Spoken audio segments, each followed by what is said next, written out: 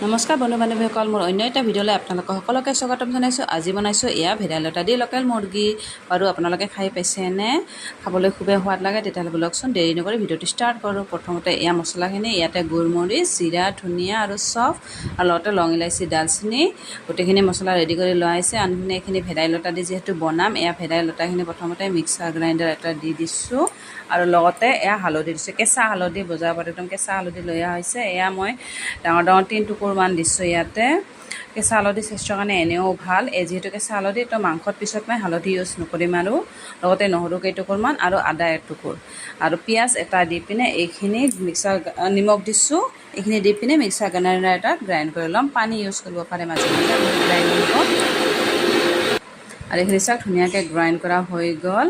আৰু আনপিনে এতিয়া মছলাখিনি এইখিনি অলপ সময় ড্ৰাই ৰ'ষ্ট কৰি ল'ম। ইয়াতে গোলমৰিচ, লং ইলাচি, ডালচেনি, তাৰপিছত আৰু ধনিয়া গুড়ি, জিৰা গুড়ি গোটেইখিনি আছে। এইখিনি মিক্সাৰ গ্ৰাইণ্ডাৰ দি গ্ৰাইণ্ড কৰি লোৱা হ'ল। আৰু এইবাৰ কেৰাহীখনত তেল অলপ দি পিনে পিঁয়াজ দুটামান দি পিনে এইখিনি প্ৰথমতে ভাজি ল'ম। যেতিয়া পিঁয়াজখিনি ভালদৰে এনেকুৱা ভাজা হৈ যাব, তেতিয়া ইয়াতে মাংসখিনি দি দিছোঁ। মানে কি হয়, অলপ কাচুৱতি নিচিনা হৈ আছে, তো ভাবিলোঁ লোকেল মুৰ্গী দি ঝাল বনাই খাওঁ। তো ঝাল বনাই খালে কি হয়, অলপমান মানে গলটো অলপ ভাল পাই যায় এনেকৈ।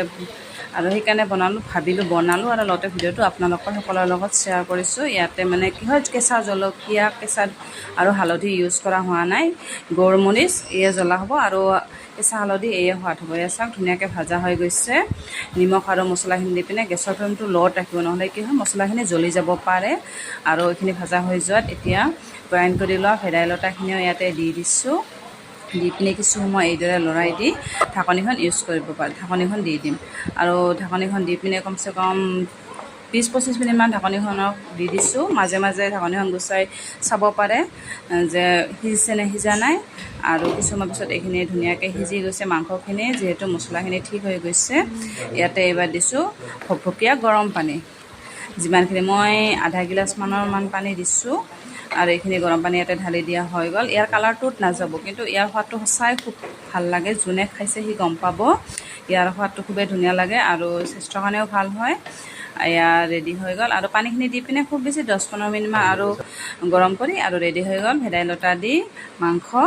এইখিনি চাৰ্ভ কৰি দিলোঁ দালিৰ সৈতে। আৰু ভিডিঅ'টো কেনে পাইছে জনাব দেই। আৰু যদি ভাল লাগিছে লাইক, কমেণ্ট আৰু লগতে ছাবস্ক্ৰাইব কৰিব নাপাহৰিব। আৰু এবাৰ এনেকৈ ট্ৰাই কৰি চাবচোন।